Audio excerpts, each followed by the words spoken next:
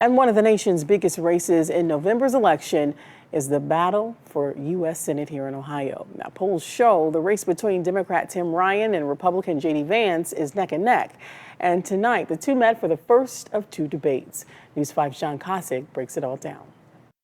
From jobs and the economy to abortion to the border and immigration, the hour-long showdown focused on the issues that have been playing out in 30-second spots on TV. JD Vance addressing the Tim Ryan ads that paint him as a California venture capitalist out of touch with the needs of Ohioans. Vance pointing to the business he started in Ohio and the jobs he's created here. I'd like Tim Ryan to lecture me on my business background a little bit less and maybe explain why the guy who's the biggest fighter of China had his own congressional district lose tens of thousands of good manufacturing jobs to China just in your time in public service. Can I answer that? Yeah. The problem is, and you know why we lose jobs like that? Because guys like you, JD, make money off of investing in China. On abortion, both candidates pinned the other with the most extreme positions of their party. He thinks that we should have Ohio state law, which says if you're raped or pregnant through incest, that you should be forced to have the baby. This is the largest governmental overreach in the history of our lifetime. When asked about the case of a 10-year-old Ohio girl, a victim of rape who had to go to Indiana for an abortion, Vance said he always believed in reasonable exceptions. And I've said repeatedly on the record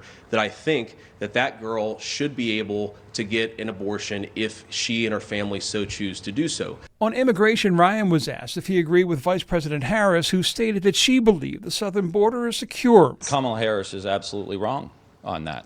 It's not secure. We have a lot of work to do. I'm not here to just get in a fight or just toe the Democratic Party line.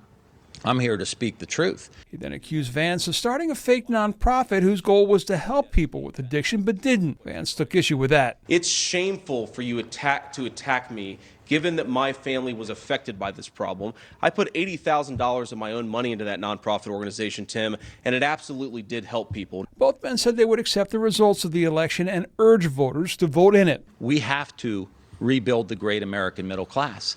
Ohio has always led the way.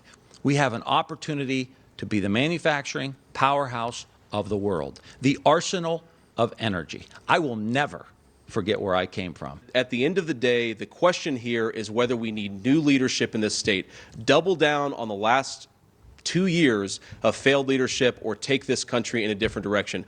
In Cleveland, John Kosick, News 5. Now, if you want to say in that race and all the others, you need to make sure you're registered to vote. Ohio's deadline to register is tomorrow. You can fill out all of the necessary documents online. Early in-person voting starts on Wednesday, and boards of elections across the state will be open from 8 in the morning until 5 tomorrow evening. Now, if you're still trying to figure out who to vote for, check out our election guide. You can access that at news5cleveland.com/election guide.